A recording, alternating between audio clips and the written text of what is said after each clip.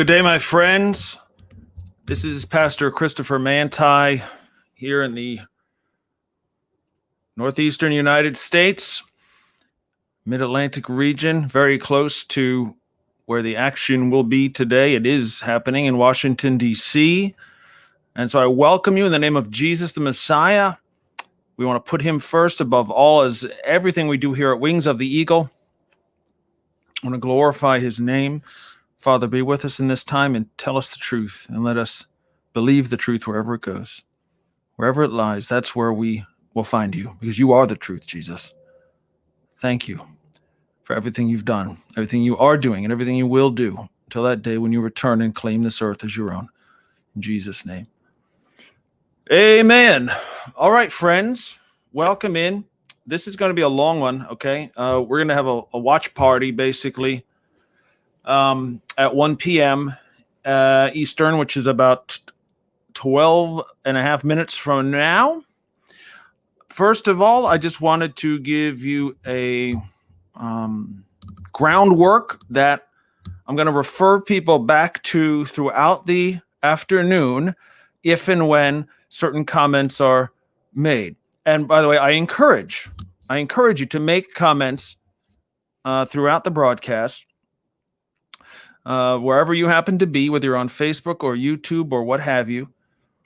Oh, that reminds me, I forgot to put this in the ETC app. All right, well, I'll do that in a minute. But I will refer people back to the first 5 minutes because I have a feeling this statement or question will come up a lot. Okay? And that is, yes, I'm a Christian. I'm a believer in Jesus Christ. I'm a follower, to the best of my ability, a disciple by the power of the Holy Spirit and the grace of God. I continue. First and foremost,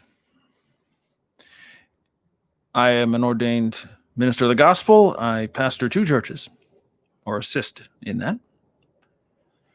One virtual, called End Time Church, and one on the ground, old style, brick and mortar, so to speak, at Iron Faith Fellowship. That's my life now. Prior to that, I was not using the gifts and callings of the Lord to serve and be a shepherd and an under shepherd, of course, to him. But I was in the secular world, business world, for years and years, in the tech support type of roles and computer networking and things, security stuff. And then near the end of that part of my life, I became very involved because I always had been interested in government and how government works in, of course, where I live in America, especially in elections and how presidents are chosen and so forth, and senators and all that stuff. I was kind of a nerdy child, one of the rare ones who liked history, loved history, only because I knew that it was just an ongoing story. That's what happened years ago. This is what's happening today. And soon what I'm experiencing now will be part of history. So it was important for me to be a part of that. And all the way back to the 1992 presidential primary season, before anyone knew who Bill Clinton was, I was looking over the field of primary candidates in that election. Now, there wasn't a Republican version of that because we had a Republican president. Anyway, so going all the way back to then, I've had an interest, and as my secular work was kind of not being satisfying to me because, again, the Lord's gifts and callings were coming up, I dove and put myself headlong into the political realm. As a conservative Christian, and I mean that in every way I know, conservative about everything, about the way I read the Bible, the way I read any laws, the as far as being, where would my philosophy be as far as how nations should be governed and what government's role should be, and liberty and all that stuff. I'm on the right side of every chart, okay? Still, I've never changed in that. And so, again, I poured myself into the political world. I was on the team of a few presidential campaigns. First, Rudy Giuliani, if you remember his attempt at the White House in 2008. And then, because I always been a big fan of him after 9/11 and that whole thing. And then in the midterm elections, I was very involved in that. The whole Tea Party movement, I was very involved in that, making connections locally and then nationally. And then in the 2008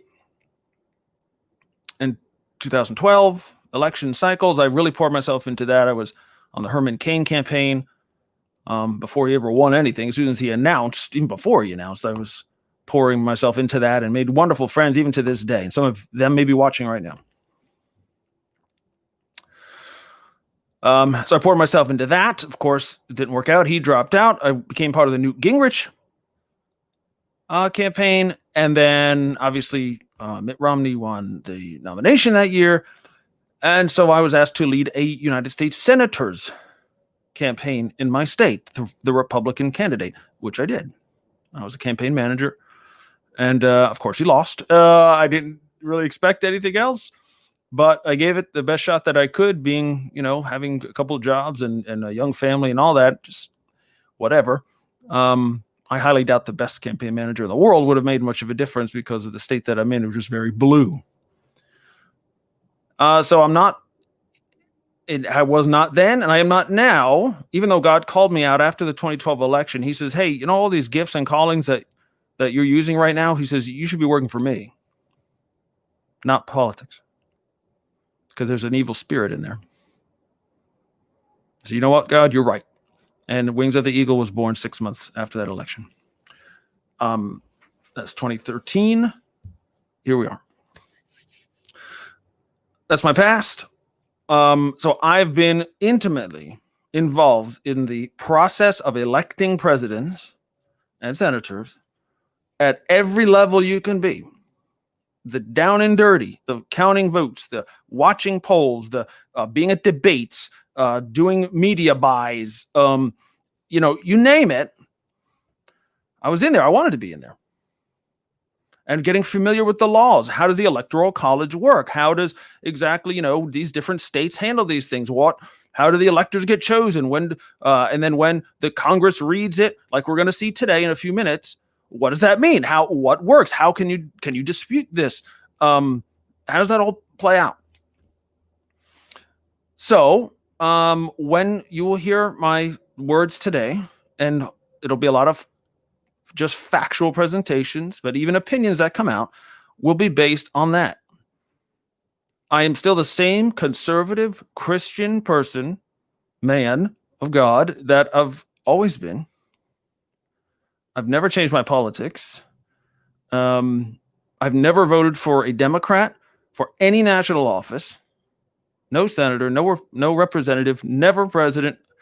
I'm never going to, as far as I'm concerned, unless they completely flip their platform around. It's not a Christian platform. It's anti-Christian, a lot of it. So I can't do that. I didn't vote for Joe Biden. Gladly so. I put never Biden all over my Twitter account. And so that's the facts. But also what we have witnessed over the past several years with the Trump presidency, and we can all have our opinions about him, is that lying became a way of life. And the church, which is now my primary concern, not politics, bought into it and repeated it. And then the QAnon conspiracies came in, and they were repeated by Christians, by the president himself, by tons of folks. This is a very concerning time all of a sudden.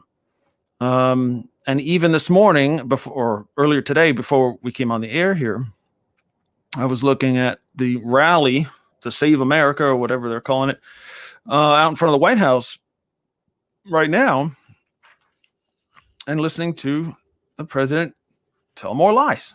Even last night, guys, the Georgia Senate races now are both now Democrats. one has been, I guess, called and one hasn't yet, but they'll both win.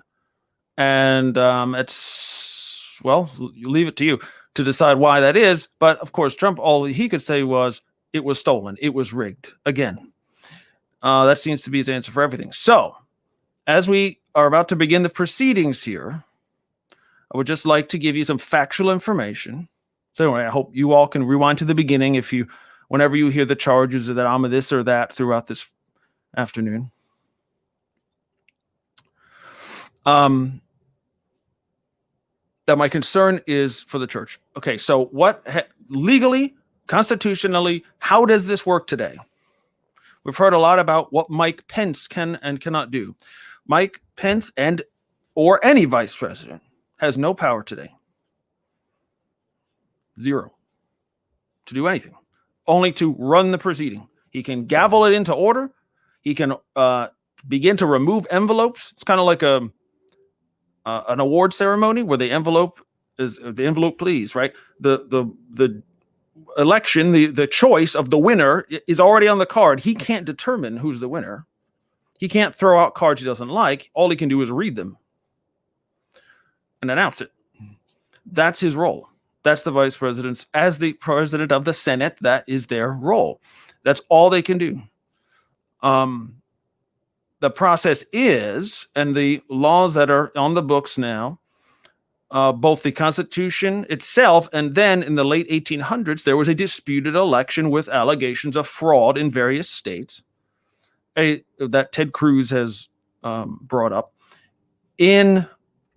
After that, and they've started the live stream here of the Senate building, so let me bring that in real quick.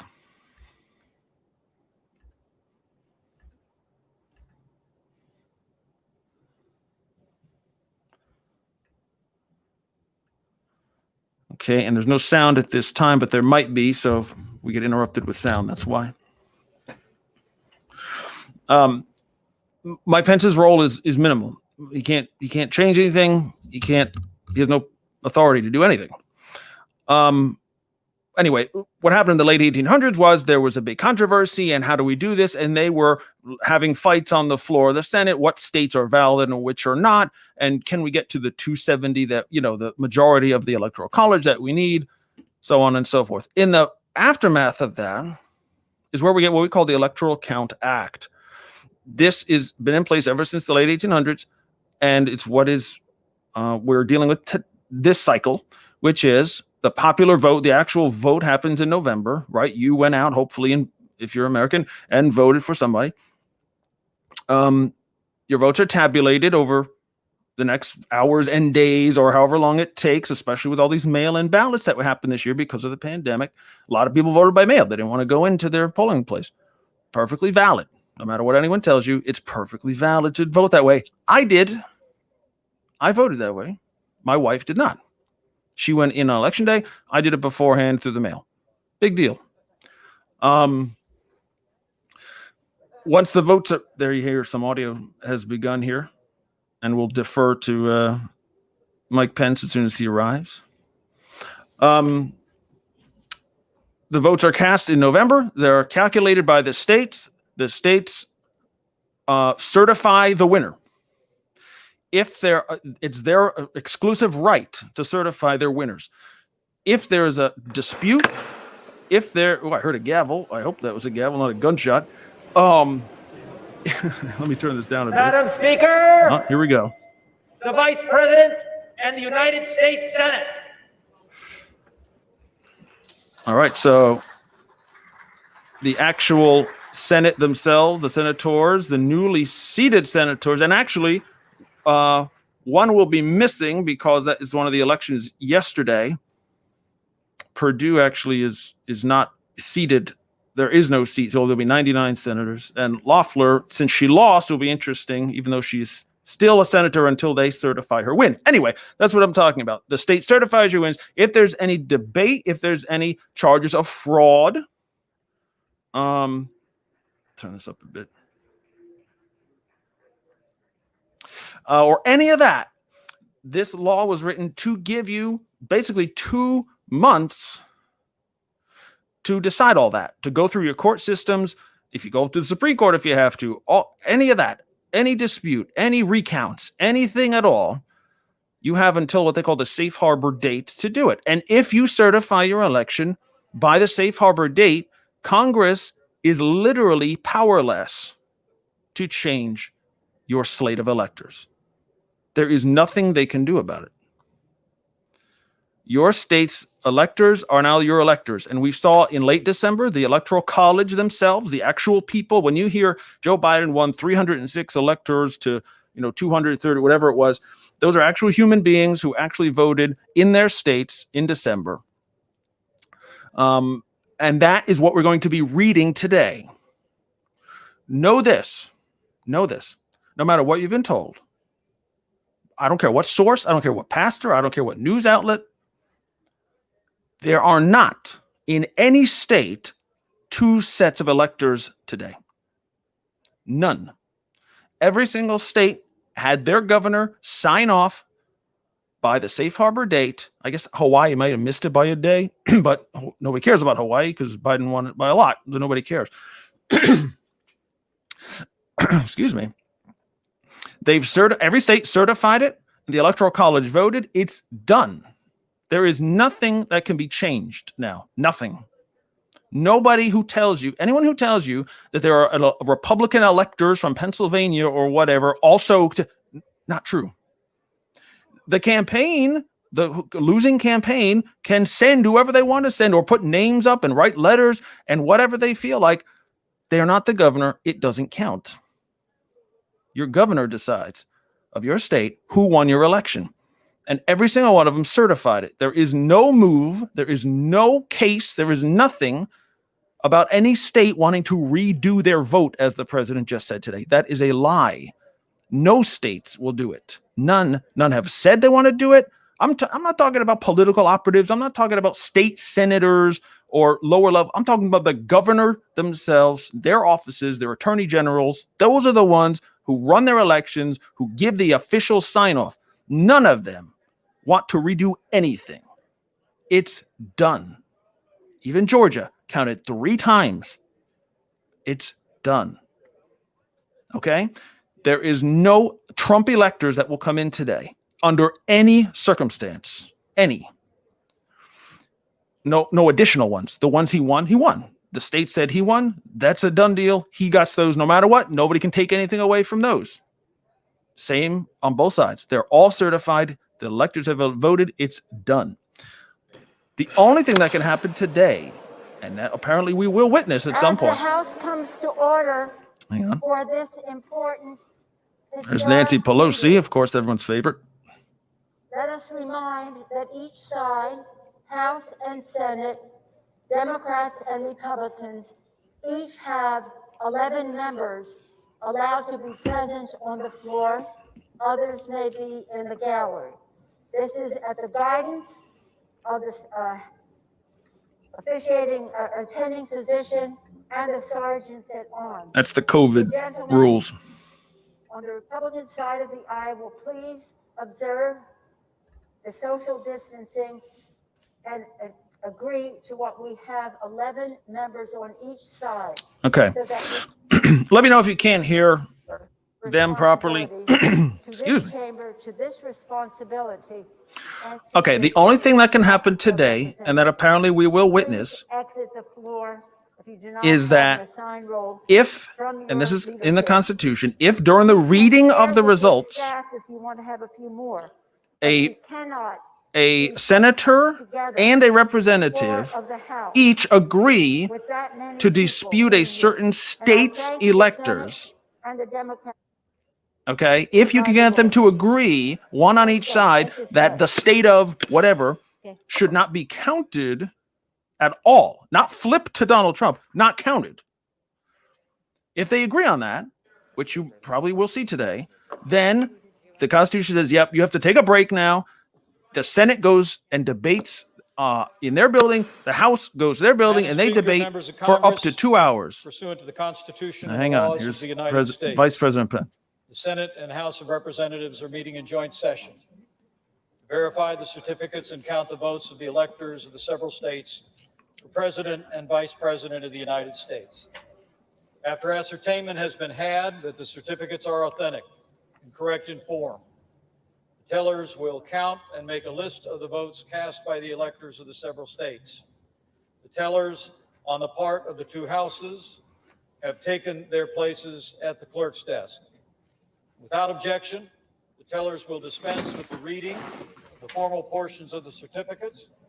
After ascertaining that the certificates are regular in form and authentic, the tellers will announce the votes cast by the electors for each state, beginning with Alabama, which the parliamentarians advise me is the only certificate of vote from that state and purports to be a return from the state that has annexed to it a certificate from an authority of that state purporting to appoint or ascertain electors. Mr. Blunt. For what purpose does the gentleman from Virginia rise? Parliamentary inquiry, Mr. Vice President. In order to follow with the Speaker's instructions that only a limited number of people be on the floor, may I ask how one would make an objection or make a parliamentary inquiry in the future if you're not on the floor but in the gallery?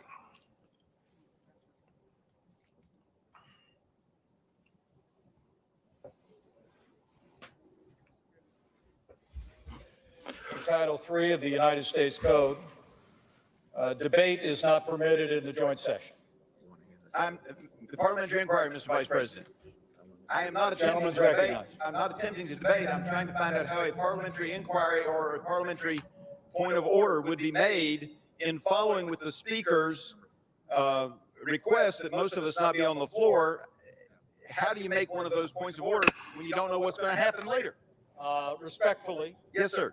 The gentleman's parliamentary inquiry constitutes debate, which is not permitted in the joint session under Section 18 of Title III United States Code. With that, Mr. Blunt. All right.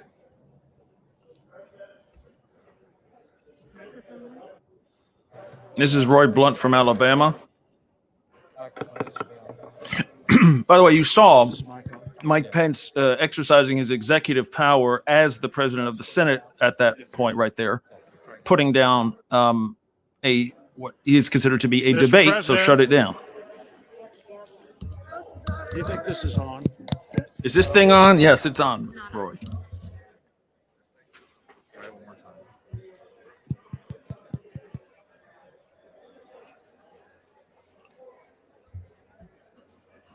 So I'm going to turn this down just for a second, just so I can continue to or finish what might occur today or what likely is going to occur. So a state can be disputed if the House and the Senate, one from each side, agrees that they should be. They each say, all right, we got a break now. They have to go into their own houses and debate for up to 2 hours. It doesn't have to be 2 hours long, but it can't be longer than 2 hours. They vote. All the Senate will vote. Is this a valid criticism or not? Do we count this state or not? Yes or no? 50 simple majority needed on both.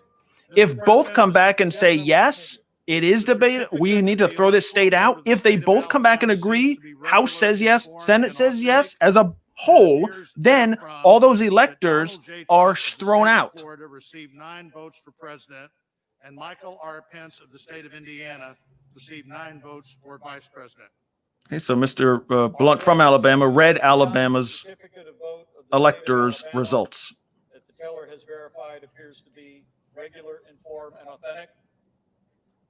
Now, all Pence is doing is saying, is this right? Is this as it was supposed to be? Is it submitted properly? Like your teacher, yep, you submitted your paper properly. That's all he can do. A vote from that state that purports to be a return from the state and has annexed to it a certificate from an authority of the state purporting to appoint and ascertain electors. He's going to do this for every state, guys. Mr. President, the certificate of the electoral vote of the state of Alaska seems to be regular in form and authentic, and it appears therefrom that Donald J. Trump of the state of Florida received 3 votes for president, and Michael R. Pence of the state of Indiana received 3 votes for vice president. Okay, so again, we already knew these results. Counting the certificate of vote of the state of Alaska. See how he's asking for objections? Verified appears to be regular in form and authentic.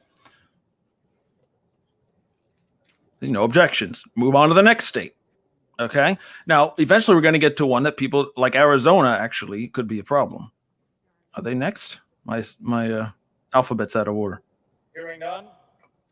This certificate from Arizona. Yep, here we go. The parliamentarians advised me is the only certificate of vote that the state reports to be a return from the state that has annexed to it a certificate from an authority of that state purporting to appoint or ascertain electors. Now, this might be debated. I heard that Ted Cruz might do this.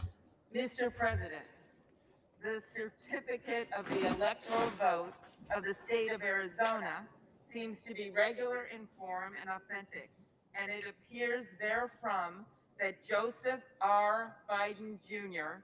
of the state of Delaware received 11 votes for president, and Kamala D. Harris of the state of California received 11 votes for vice president. Now, so Biden won Arizona. Are there any objections to counting the And here comes somebody. of the state of Arizona that the teller is verified appears to be regular in form and authentic? Mr. Vice President, I, Paul Gosar from For Arizona. what Historic purpose Commission. does the gentleman from Arizona run? I rise up for myself and 60 of my colleagues to object to the counting of the electoral ballots from Arizona. Is the objection in writing and signed by a senator? Yes, it is.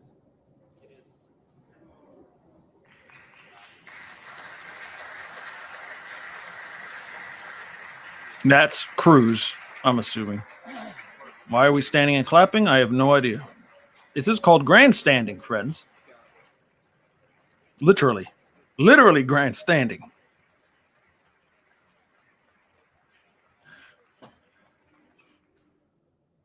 An objection presented in writing and signed by both a representative and a senator complies with the law, Chapter 1 of Title 3 of the United States Code. The clerk will report the objection. Okay. So I'm sorry, I'll try to adjust the volume again. What just happened is what I was saying earlier. A senator and a congressman person. Objection to counting the electoral votes of the state of Arizona. We, a member of the House of Representatives. Here's the letter. And a United States Senator object to the counting of the electoral votes of the state of Arizona on the ground that they were not, under all of the known circumstances, regularly given. Whatever that means. Are there further objections to the certificates from the state of Arizona? The chair hears none. The two houses will withdraw from joint session. Each house will deliberate separately on the pending objection and report its decision back to the joint session. The Senate will now retire to its chamber. Boom. All right. Now we get paused. Now, normally, again, this could be now a 2-hour delay. Hopefully not. It could only be a 10-minute delay. But they physically have to now gather in their own building and debate it. Here's the issue. Now, like I was saying earlier, if somehow you can get 51 senators right now and a majority of the House to both agree to uphold the objection to Arizona, because Biden won it, but somebody says there was a problem. There is no burden of proof. You can literally just say anything. We don't like this, which is exactly what you saw. So now they have to go debate it, and any evidence that they have to bring will be brought up in their House debate and the Senate debate, 2 hours or less.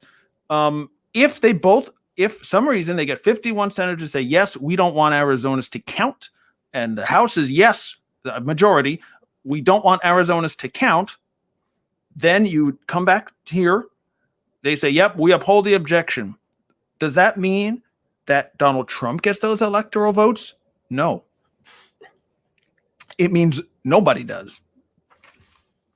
Zero. It's from whatever, how many did Arizona have? 10, 11? Those go away. Nobody gets them. Then we continue the states. Now, at this point, if you take 11 away from Joe Biden, he still has over 270. So nothing changes. He still wins the presidency. But if this were to continue on multiple states and multiple times, it's upheld as, yes, we don't, we agree with the objection, then you can whittle down his electors, not giving Trump any more, but you can whittle down Biden's electors to under 270. That means it's impossible for him to get to the number needed to win. That means nobody got to 270 at that point only at that point. Then would it declare, after all the states have gone through, that no one has won the election because of these problems? Then the House of Representatives themselves would pick the president. Believe me when I tell you, nobody wants that. Because every single vote of every American now is invalid. Everyone who voted in the presidential election now will mean nothing if we get to that point. The House then, this is constitutional rules now, nobody gets to 270. The House of Representatives will vote and pick the next president. There's more Democrats than Republicans, yes. But so you would think Joe Biden would still win, but it's not by number of representatives. It's the states themselves each get one vote. No matter how, like California has like 40 Democrats or whatever the number is, but they would only count as one. Anyway, under that scenario, it's possible that Donald Trump would win. That, what I just described, friends, is the one and only way he can win. There is no other way. Okay? So rewind that if you have to. That is the only possible, constitutional, legal, any other way. That's it. So every objection to every state has to go through as approved. We don't want this. Here's why that's not going to happen. Because, as I said, now right now they've withdrawn to their houses and are going to debate. Senate is going to debate and the House is going to debate. 25 that I know of, 25 Republican Senate. Now, right now, there are 50 Republicans in the Senate right now. And there are technically 49. What is it? 50 to 49, right? Because one's missing. I think it's 50 to 49. So technically, if every Republican voted yes, then it would carry through on the Senate side. But guys, there's at least 25 Republican senators who has said we will not allow this. All you need is one to say no. Be it Susan Collins, Lisa Murkowski, Mitt Romney, whoever. All you need is one to say no, and you don't get to 51. Well, you wouldn't even get there now, right? Anyway, half of them already said we're not going to do it. So it's dead. The one way Trump has is dead. And you're going to see it in a few minutes. Now, even if somehow the Senate did reach 51 yes votes to uphold throwing out Arizona. Let's say that happens. That still doesn't count. Doesn't get rid of him yet. The House also has to have 50% plus one. I forget that number now, 200 and whatever. Say yes also. Are they back already? That would be nice. The chair will remind members of the need to adhere to the decorum requirements of the chamber as laid out in the Speaker's announced policies of January 4th, 2021, in accordance with the guidance and advice of the attending physician. Members are advised to remain in the chamber only if they are participating in debate and must wear a mask. Okay, I want to turn her down. She's just saying stay socially distanced and stay out of the room. Also practice social distancing. Okay, so here's the thing. You also need the majority of the House to approve, right? there's more Democrats in the House right now than there are Republicans.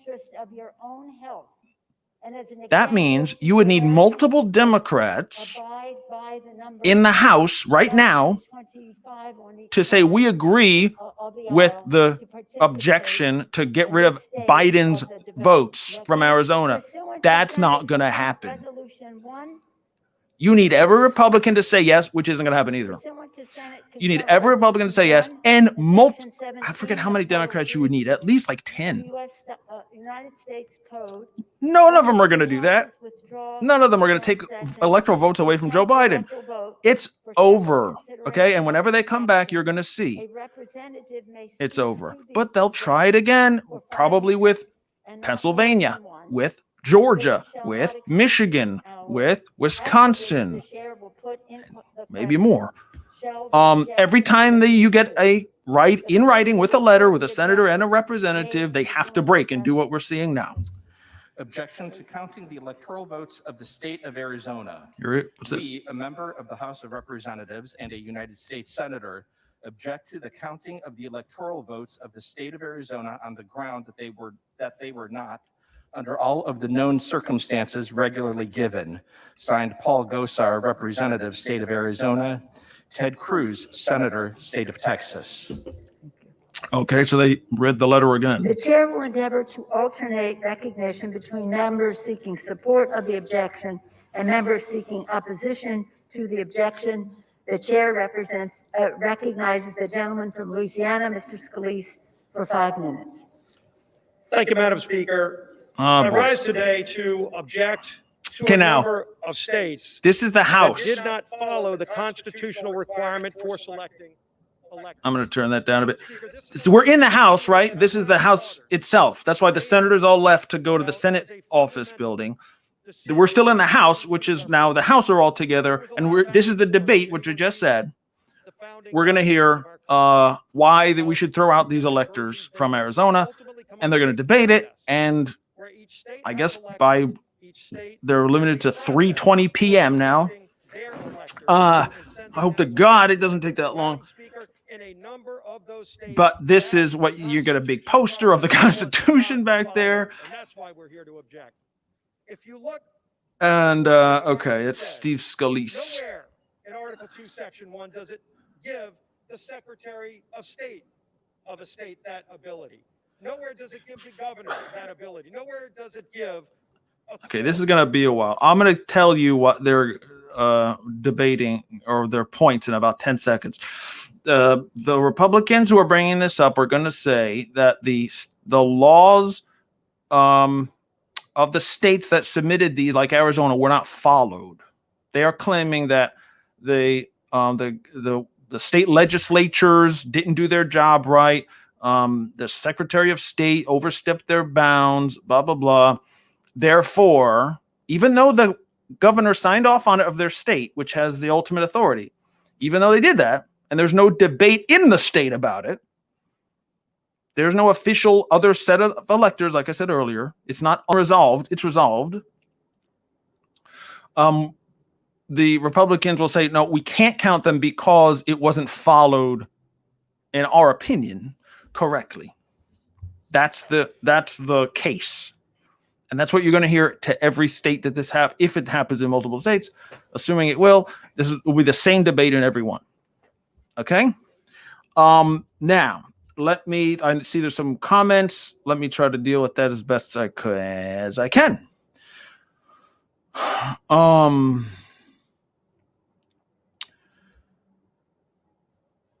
Jamie says Trump isn't going anywhere. Well, unless that one scenario which I laid out happens, yes, he is.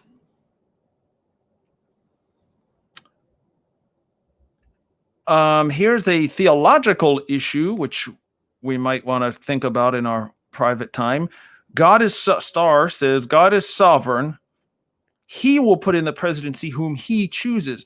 I have a major problem with that, Star. God does not vote.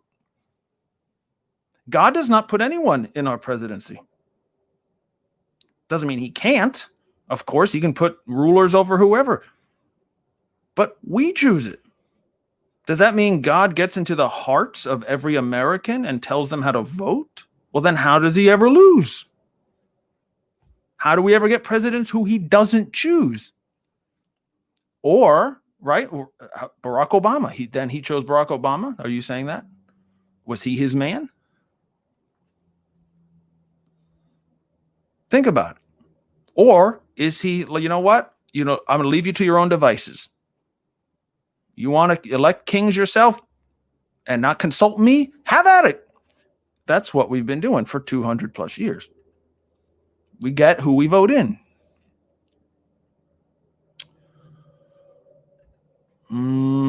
Duchesne says Republicans will never win again once the deadline. Once the dead rise and cast their vote, that or not in Chris. I don't really follow that. You're saying dead people are voting. Well, not in, and I know that has happened sometimes, but it's not in enough numbers to change anything. I don't think that, honestly, if there was cheating and fraud and all that stuff that the president's talking about, I would be the first to admit it. But there isn't. No, there's no court case that says there was. No governor says there was. There's no evidence of it. Every time they go to court to try to say it, they will never say there was fraud in your state because they know they can't prove it. They're just trying to find a loophole. That's the truth. As a conservative Christian who has no loyalty or love or support for any Democrat, Trump lost. Fair and square. Volume, sorry. Pence's hands are tied. There isn't much he can do. Not that the fringe hope to believe anyway. Get ready for that dim blue wave. I hope people prepared. Well, I mean, looks like they won.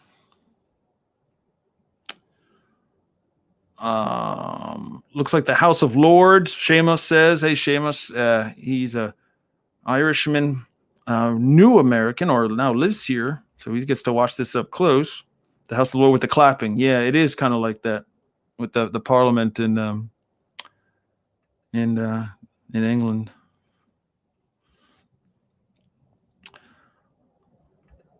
There better be a long debate. Well, again, it's constitutionally or by law capped at 2 hours.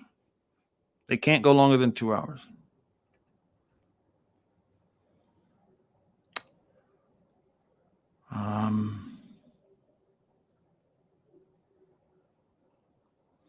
Trisha says that, and that's scary. I'm sorry, I don't know what you were applying to. This is a couple minutes ago now. That scary means we the people don't matter if that happens. I assume you're talking about if they go to the House of Representatives to choose the president, which is correct in that scenario. None of anyone's votes, no matter how you cast them, will count.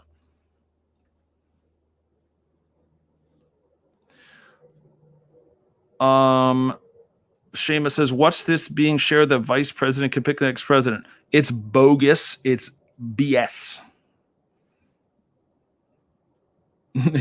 he can't. You can't. The people, honestly, and I'm glad for dudes like you, Seamus, and I'm sure you folks who are watching, that will ask because you admit you don't understand it. You will be shocked about how many people right now who have no idea what they're talking about, who have never studied it, never looked at a law, never was involved in an election before, have no idea how it works, all of a sudden are experts on election law and experts on the Electoral College and experts on what the vice president can do. He can't do anything. He can read the certificates that come in, as you've heard him do. That's it. He has no power to do anything. That's on purpose.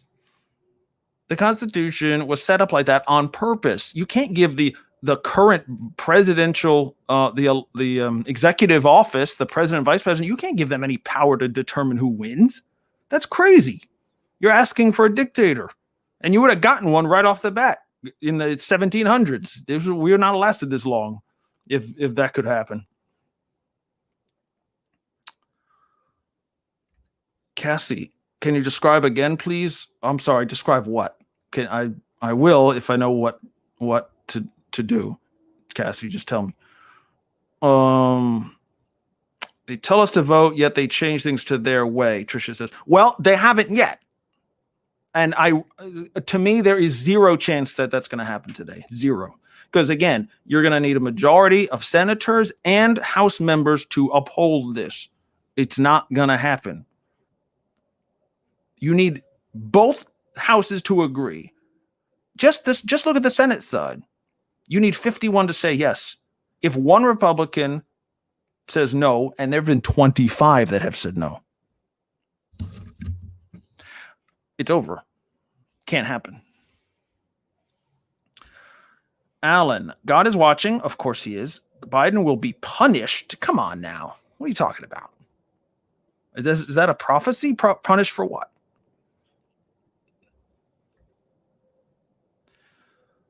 Remy says, I'm for Trump. Well, we can be for whoever we want, but the election's over. Right? This is just counting up the numbers. I mean, the numbers have been counted already. This is just officially putting it in the record book and getting Inauguration Day ready.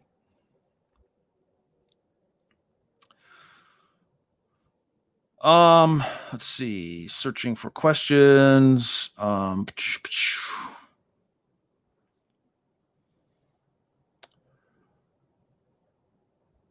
There's a debate between two viewers on YouTube, which I don't want to get into.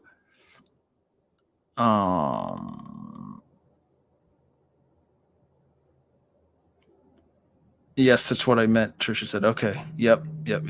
Taryn says, how many states might contest again? Well, it's not up to the states. It's up to the representatives and the senators to declare who to contest. You can contest all of them. Technically, from what I am gathering, it will be multiple states. So Arizona's the first. It goes in alphabetical order. Michigan, Pennsylvania, Wisconsin, and Georgia. I would bet on those. At least Georgia. Maybe by the time I get through that and they both fail, people will realize the error of their ways and stop that. But there's no limit technically. You can dispute every single one, but as many as 5 or 6. You say, Seamus, you're saying the vice president can't do anything? Oh, yeah. No, he can bang his gavel. Okay, he has a hammer. And he can read the results. And he's not even reading the results. He's passing it off to what they call tellers. He's saying, hey, is this state good to go? Yep, this state's official. They send us their stuff. Governor signed it. Everything's certified. Their election is done. And the winner was Joe Biden. And the winner was Donald Trump. Okay, next. That's all he does. And if anything weird happens, like you saw in the beginning about somebody trying to debate, he'll shut it down. He's just in control of the proceeding. That's all he can do. And then at the end, assuming that Biden gets over 270, he'll just say, congratulations to the next president of the United States, Joe Biden. That'll be that.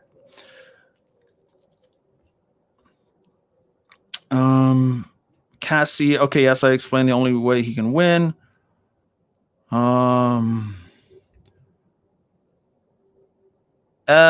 This Herr von Clausen. That doesn't sound like your real name. It might be, though. Very German. The swing state fraud was rampant. Now, I don't know. You're listening to QAnon and Newsmax and OAN, not facts. You can't prove fraud when they won't acknowledge it. Hello? Yes, you can. Evidence proves it. Evidence proves it. If you don't have evidence, you don't win your case. Saying Trump's claims are dismissed is a problem. Why? He was thrown out of court 69 times because there was no evidence or they didn't have the right to sue in those courts. That's the truth, guys. This is the real news here. This is not fake news. This is a conservative Christian pastor telling you what happened and what the deal is. I have no horse in the race. I didn't vote for Biden. I didn't vote for Trump.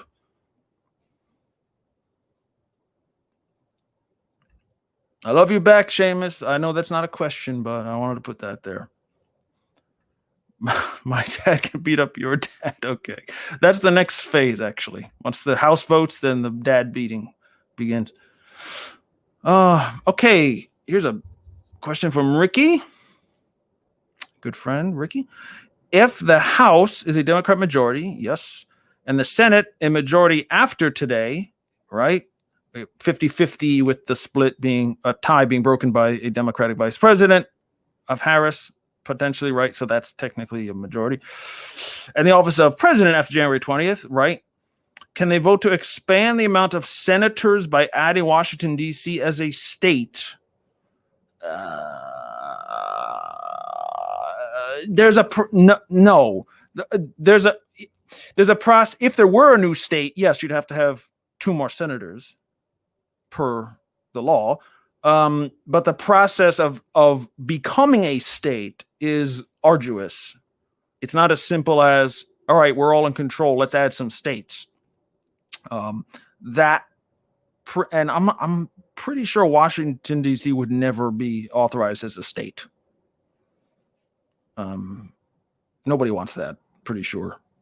But like Puerto Rico or something like that, that might happen if they go through all their processes. They have to submit why they should be a state. They have to prove they have a GDP, a domestic product, like they have an economy, they can contribute to the country, like all this kind of stuff. It's kind of a long process. So if that all goes through and they want to add a state, yeah, but I think there'd be debate about that. Okay, and your other part is, can they expand the Supreme Court with more justices? Yes. Yes, they could. Will they? I hope not. But does it really matter? I mean, I don't know. The Constitution doesn't say how many Supreme Court justices there should be. There is no law about it. We've settled on 9, but that's not a law. So yes, they could add them. I just don't think it's worth the time to do it myself. And you saw the Supreme Court isn't exactly a lapdog of the Republican requests lately, so I think they may be fine with it and not do it. Manina says, thank you so much for your input about policies and procedures about this crazy election. You're welcome. And info about what is really going on in the church, false prophets and idols. It has really helped me understand. Well, bless you. And that's, unfortunately, that's the major problem coming out of this today. I hope it ends today. Is that there's a huge issue with the body of Christ and believing lies and believing false prophets, because all these prophets are saying Biden's not going to win. It's a big problem.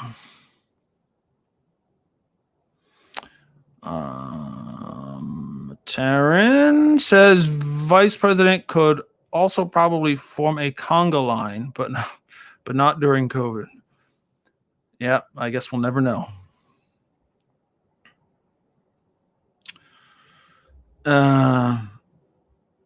Hope Trump has evidence. Well, the time for that is over. See, that's the problem. If you had evidence of fraud in Pennsylvania, for example, you present it in November, you go to court, which they tried, but they lost because the court said that you don't have any evidence. That's not true. You're not bringing anything to me. You can't prove that we did anything wrong. So that's the time to do it. That's the point of that law, as I said in the beginning, called the Electoral Count Act. That's set up where you can do all that in your state, away from Washington. Government has nothing. The federal governments have nothing to do with it. Senators, House, nothing. We don't bother you. You do what you got to do. And if you come back and tell us by this certain, what they call a safe harbor date, if you certify your state is done by that time, we can't do anything about it. We can't change your result. We can't present more evidence. There's nothing we can do. So that was the time for evidence, and it never happened. So that tells me there was none.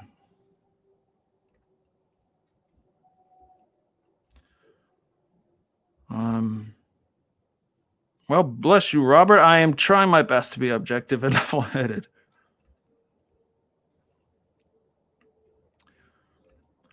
Cassie says, so all Trump's refusal has been a big act, a drama. Surely he knew he couldn't win. Well, the jury's out on what he really thinks. I don't know if we really know what he really believes. Either he's completely ignorant of the law, which is possible. How these things go, all he wants to know is, how can I win? He's obsessed with me winning. That's motivating all of this. And it is a drama, yes. And that's all what we're seeing now, this debate, these states being contested. Every person who is saying, yes, let's contest these, we're going to dispute Arizona's votes, right? Ted Cruz knows that he cannot win. The Senate will never approve it. The House will never approve it. That's why I called it grandstanding, because they know there's no chance of it working. The Democrats did this too 4 years ago. They disputed Ohio, one representative and one senator. They threw it at, like it was like an immediate thing. No, this is stupid. This is junk. We can't not count Ohio. But the senator who brought it up said, I knew it wouldn't go anywhere. I just did it to bring it up. Congratulations. So they're not above this. The other side's not above this. Okay, Democrats do it too, but not in these numbers, or to plant the seed in the millions of people's minds who blindly follow Donald Trump, and there are millions. Everything he says is true to them. There is no lie that comes out of his mouth. It's very messianic like that. It's very scary. You had that with Obama too. You had some of his folks, no matter what he said, was true, and there was never any circumspection. There's never any putting your brain into it or doing, wait a minute, maybe he's not right. He's just trying to win.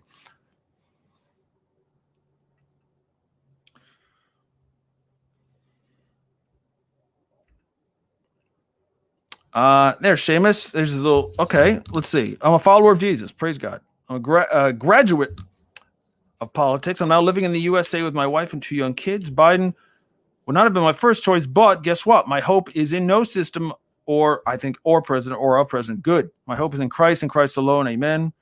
Idolatry is rampant in the U.S. This is just another example. Yep. You got it, brother. You got it. There was idolatry over Obama, and now with Trump. And unfortunately, this is our team, okay? The evangelical, Bible-believing, conservative Christians are the ones who are falling for it this time, and it's very bad.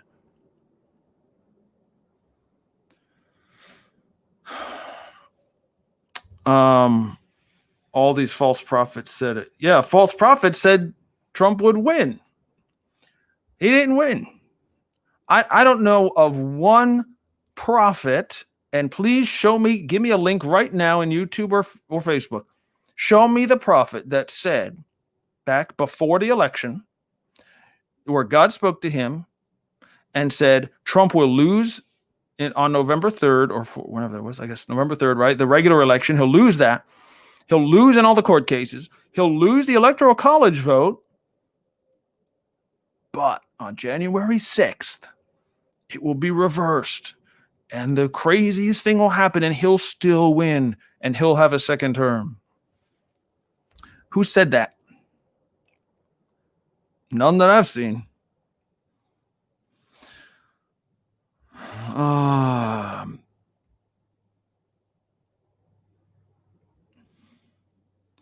Something about China here. Hang on a second.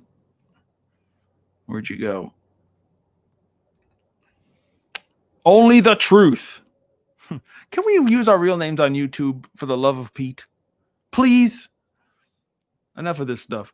China, CCP, evil, free out America, Europe, delight the CCP, Corona, pandemic, wake up. What? I'm going to remove you. You're out of here. Get out of here.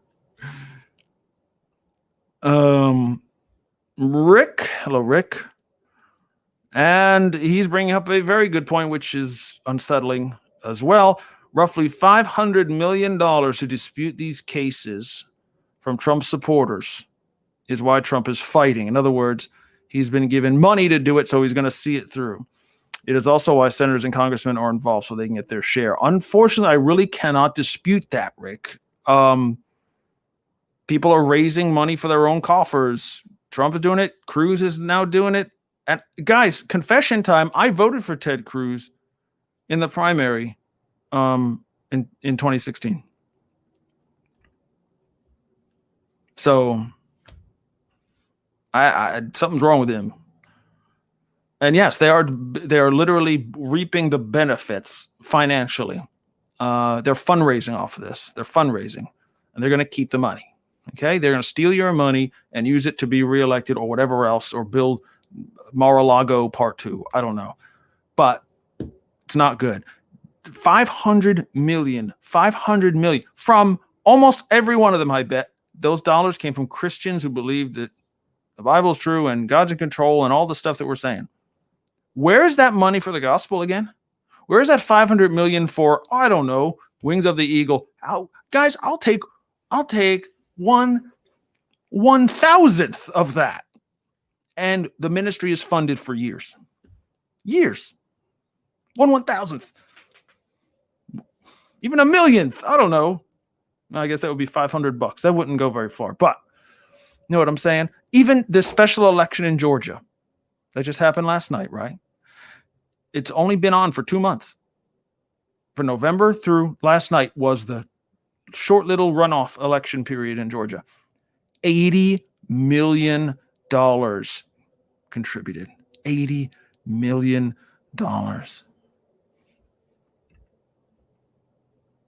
That's us giving money to not the gospel, not to support missionaries, not to feed the sick or clothe the homeless or whatever. Just to check in, I think we're still debating here. Minutes. Madam Speaker, I want to thank you first and all my dear beloved colleagues for your love and tenderness. Okay, love and tenderness. Yeah, so they're going to keep on doing there's a standing ovation for Nancy Pelosi. Who knows what that is? Okay. Here's a thought. You think some so-called prophetic voices spoke in President Trump's ears that he'd win, he believed it, and is waiting on a miracle? Geez. That's total speculation, Seamus. I have no idea. I would hope that didn't happen at all. But frankly, I don't think Donald Trump's a believer. I don't believe he's saved at all. So I don't think he cares. Or believes any prophets hear from anybody. I think he's a fraud as a believer. I just haven't seen any fruit that would tell me that. In fact, just an hour ago, or whenever he got on around noon or whatever that was at his rally today, he was throwing out profanities, literally, and making fun of people, and people were laughing, saying how small they were, how inept. I mean, it's ridiculous. This is not a Christian, guys.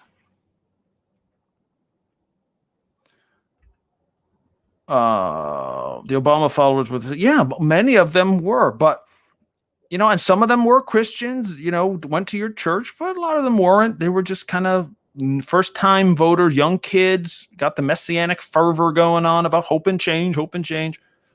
But the spirit is the same spirit, right? I don't care if it's Obama, Trump, Nebuchadnezzar, you name it. It's the Antichrist spirit. It's idolatry. It's satanic.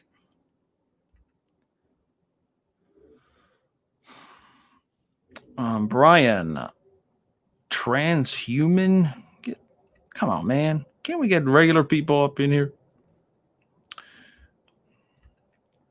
Cassie, the prophets have a disclaimer. Yeah, right. A caveat. They turned on the people saying Trump will win, but won't if you don't pray. Yeah, you like that one? Where is that one in the scriptures? Where in the world? Look,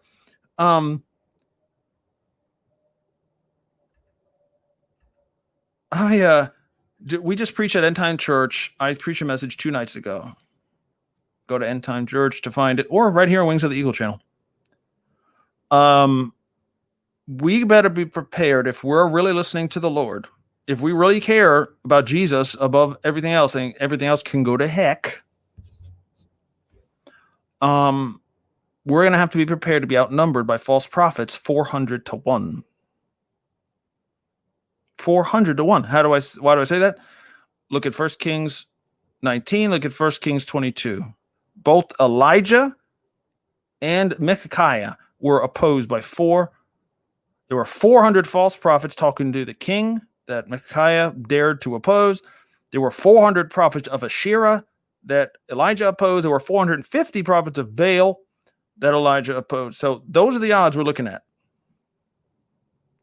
But biblically, I don't have an expectation it's going to be different than that. Anyways, right. It has nothing to do with about God will only fulfill a prophecy if enough people pray for it. What is that? What is that? That doesn't glorify God. That glorifies the people.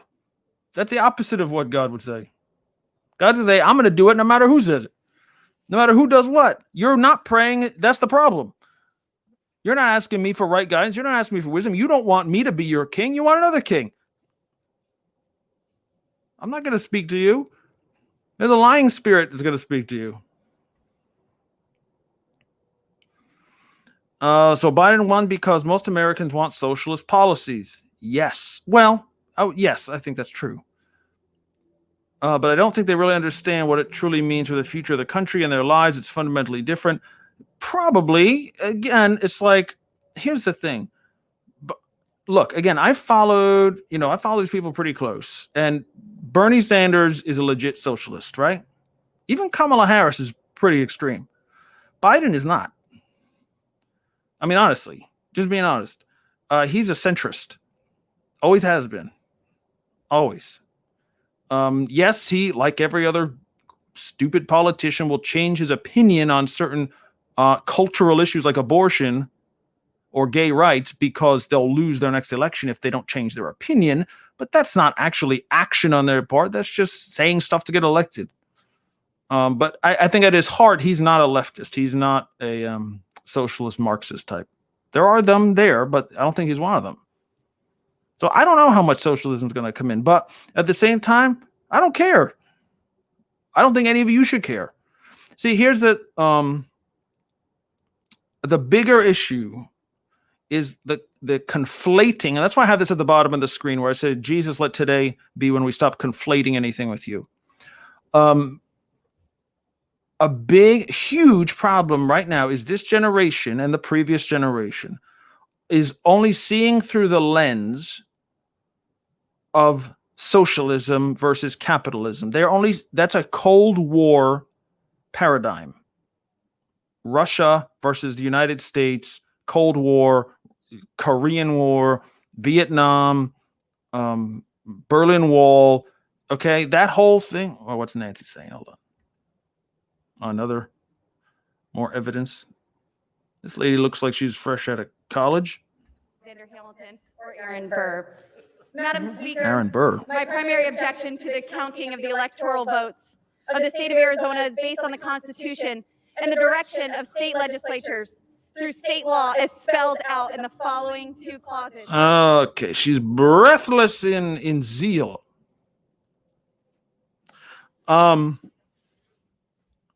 So conflation is the main issue in a lot of our generation. I'm 45, okay, and my father's generation now, he's 75. That period, the last 70 some years, have all grown up in America now with the Cold War mentality that socialism, Marxism is the ultimate evil, and we've seen it evil. It guaranteed correct. Okay, I know it. We don't want to be the USSR, communist China, Cuba, etc. But we got to change that paradigm up. It's not the devil who's a socialist, okay? The devil wants you dead. He wants to take over Jerusalem. He doesn't care about America. God's focused on Israel, not America, right? So we've made it so much about ourselves. We've fancy word I guess is conflated. We've superimposed our Christian values and prophecy of the end times on top of the Cold War mentality.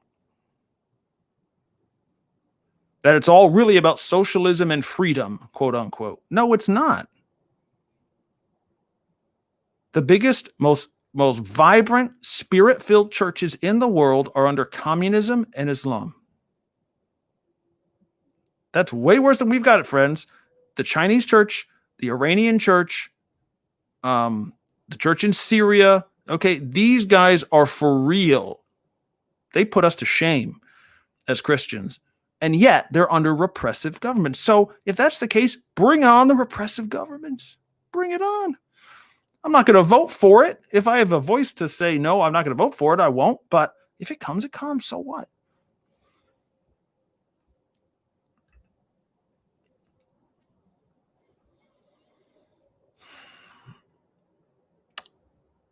Fast Joe says, I didn't give him a penny. I guess referring to the Trump efforts. I did vote for him for pro-life. That's it. I knew he was lying.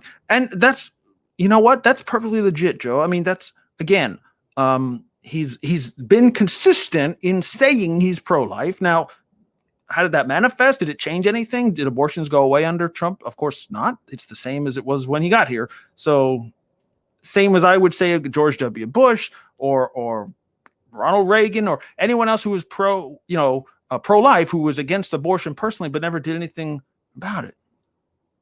So at the end of the day, there's no difference in someone who supports it or doesn't support it. If nothing changes, it didn't really matter. But I respect your choice in that, and that you figure, well, it's him or I'm not voting for Biden. So whoever the pro-life guy is, I'll vote for him.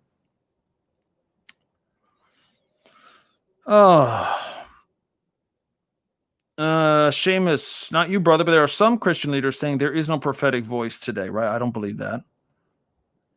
In my opinion, this is a dangerous statement to make, albeit I have a level of understanding when we mostly hear these false prophetic voices.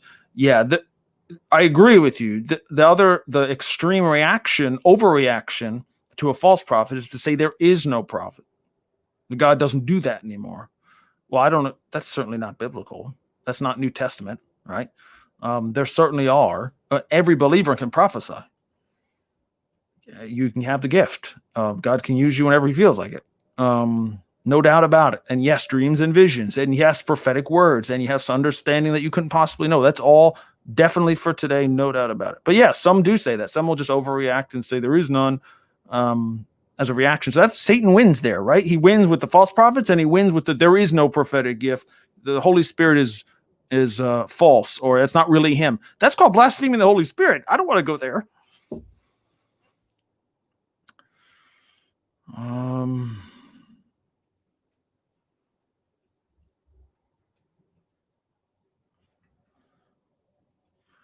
Lyle.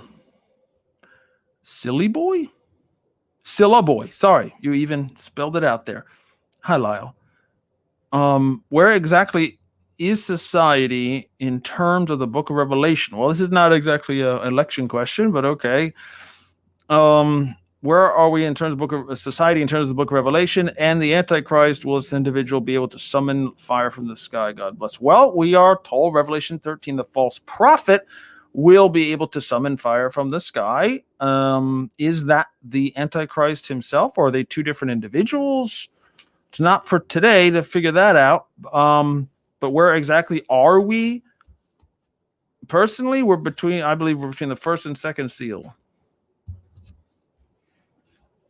And we'll see but then even my understanding of the seals is probably different than most, which is, I believe that's the whole end times in the seals, and the trumpets and vials are actually just part of the seals themselves. You know what I mean? Because Jesus returns at the sixth seal and he has the wrath of the Lamb, and that's it. That's the end. So we're just getting started, I guess. And the Antichrist is not coming from, it's not Donald Trump. It's not Barack Obama. It's not Joe Biden. It's not Kamala Harris. It Kamala. It's none of those. Okay, no Americans. He has to be from the land of Assyria, which is Turkey, Syria, or Iraq. That's it. That's Bible. That's why it's pointless to think of what's happening in America as prophetically important. I don't believe it is at all. Okay? Hopefully that helps you. I guess Cassie is following up with Lyle. He will do all miracles except raise the dead. You're talking about the false prophet again, Revelation 13. It doesn't really list the miracles that he will be able to do, but they will be, quote, great signs to deceive those who don't have the seal of God in their foreheads. So that's pretty much the vast majority of planet Earth. And that's motivates me as a teacher to really hit on that theme over and over and over, which is we as the church, because there's no guarantee that just because you're a believer in Jesus, the seal of God in your forehead, remember, is a thing for the 144,000. They're the only ones guaranteed not to be tricked by it. Think about it. So if we're liable, if it's possible that we can be tricked by miracles, we have no expectation of miracles today. Most of us have never seen a miracle. And we certainly never seen a person who just a man make things happen with this, boom, there it is. Here's a bowl of rice for you. We're not ready to face that, and we'll be deceived in great numbers. So we need to be about that. Okay? All right. I think we caught up here, and I'm not gonna bore everyone if this is gonna take 2 hours of people grandstanding. This is not gonna be worth hanging on for. My colleague, Representative Raskin, so eloquently put it, the people have spoken. And that is why on December 14th, the Electoral College met to certify the election of a duly elected president, just as they've done for centuries. During terrible world wars, recessions, depressions, plagues, and pandemics, they met their duty, and they once again rose to the occasion and certified the election. And the question now is, will we do ours? Now, I know there are many textualists among us, many of my colleagues, who would understand that the Constitution must guide our work today. And the Constitution is crystal clear. Our duty today is a narrow one. Article 2, Section 1, Clause 3 I'll be right back, reads, folks. the President of the Senate shall, in the presence of the Senate and the House, open all the certificates, and the votes shall then be counted. The person having the greatest number of votes shall be the President. That's it. Period. Our job is not to replace the judgment made by the American people with our own. And yet that is precisely what so many of my House and Senate Republican colleagues ask this body to do, to substitute their judgment for the expressed will of the American people. In America, we don't do that. In the United States, we accept the results of free and fair elections. We don't ignore the will of the voters, Madam Speaker, and attempt to install a preferred candidate into power. That doesn't happen here. I will close with this. Our duty, our Sorry task about that. All. is a very simple one. To honor the voice. I didn't mean to let that gentleman go on. I don't even know who it is. It's got a phone call there. So if we don't, in the next couple minutes, if we don't get closure of this debate, it's been almost an hour already. We'll just maybe come back on later if we have to. But and again, every state that they bring up, the same things will be said. The same things. The same things. All right, Seamus. One more thought. Final thought for now. If this is how believers are treating each other, falling out over an election, mask or no mask, conspiracy theories, vaccines, etc., how are we going to model Christ when things get much worse? Oh, thank you. Thank you. I'm gonna post that somewhere. Right. How are we gonna stick together? How are we gonna be the body? I completely agree.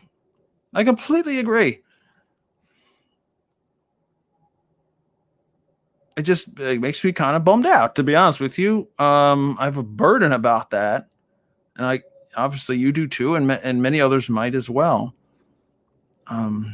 Things ain't that bad, you guys, at all. I'm expecting the same rights and freedoms and way of life under Joe Biden. I really don't expect a big change. Now, that doesn't mean society itself won't crack down the middle, okay? And we might have I'm sorry, I need text from my wife. Okay, sorry. That doesn't mean society won't be fractured over this, and we might see violence in the streets, and we might see things that we don't want to see.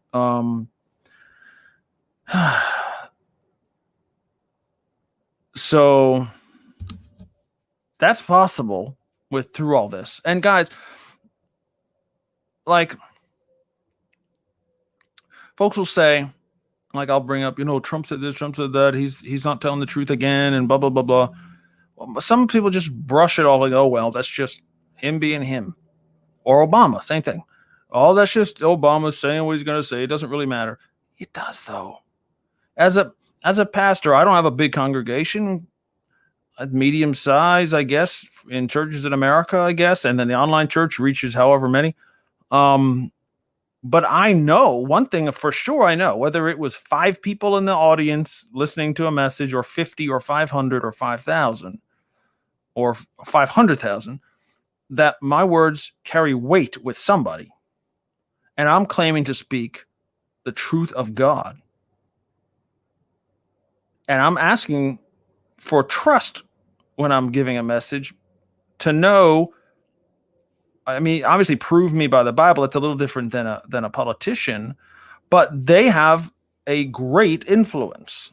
Pastors and, speakers, CEOs, presidents, heads of countries and stuff. They have great power to influence millions of people. And everything Trump says, whether he believes it or not, does he really think Georgia was stolen from him? I don't think so. Does he really think Georgia stole the elections last night with those 2 other senators? I don't think he thinks that. But he says it because it sounds good. It's a nice story.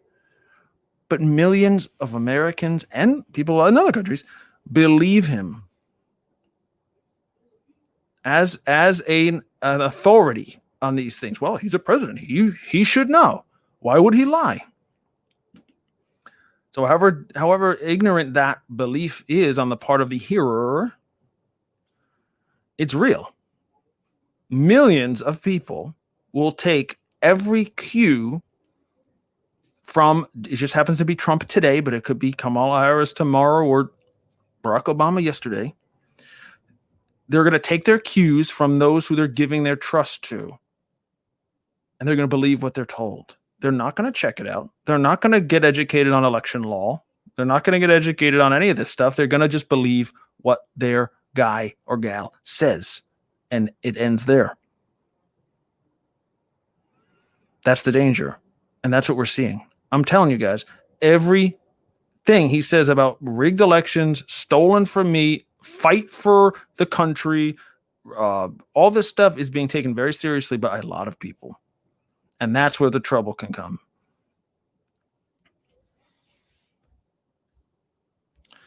And it is going to get a lot worse. What if we have a civil strife in our cities? What if somebody makes forget the foreign powers, you got that too, right? What if China or Russia or Iran or some other, a terrorist, or, Al-Qaeda comes back, or ISIS? What if they decide to take advantage of this division and weakness? That's something God would do. All right, I'm going to sign off for the time being. I don't think this is going to end in any time soon here. So I will sign off for now, and we can come back if as events warrant, okay?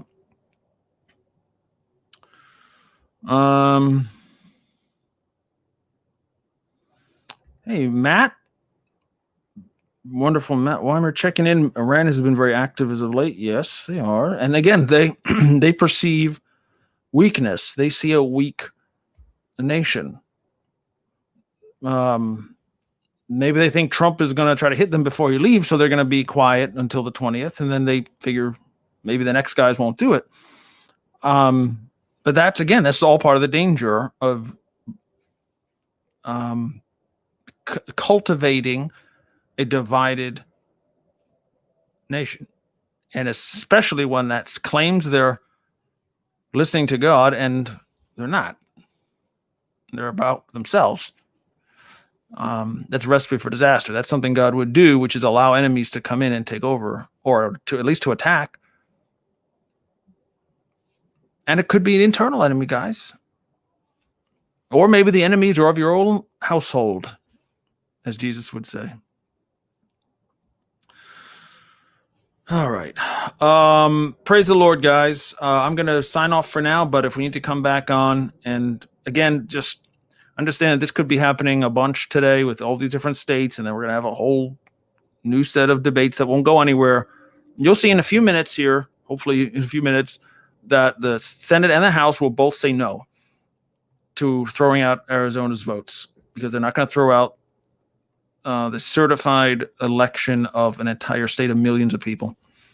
And so they're going to say, no, it won't work. At some point, hopefully today, maybe tomorrow, depending on how long they do this, eventually Mike Pence will say the votes have been counted. Joe Biden has reached 300 or 270, whatever he has, 306, whatever it ends up being. Gavel down. Congratulations to the new president. That is what is going to happen. That's not a prophecy. That's just the way it's the way it goes. And there's no avenue other than what I discussed in the beginning for Trump. There is no miracle that can happen. God is like, all right, guys, have fun down there not doing my work. Have fun. And that's about it. All right, guys. Bless the Lord. We'll be back. If not, this has been Pastor Mantei with Wings of the Eagle. Please give to us if you've been blessed by anything that we do today or otherwise. Just go to wingsoftheeagle.com/donate. And Lord willing, we'll be here for the duration until the Lord calls us home or till he returns. All right. In Jesus' name, bless you.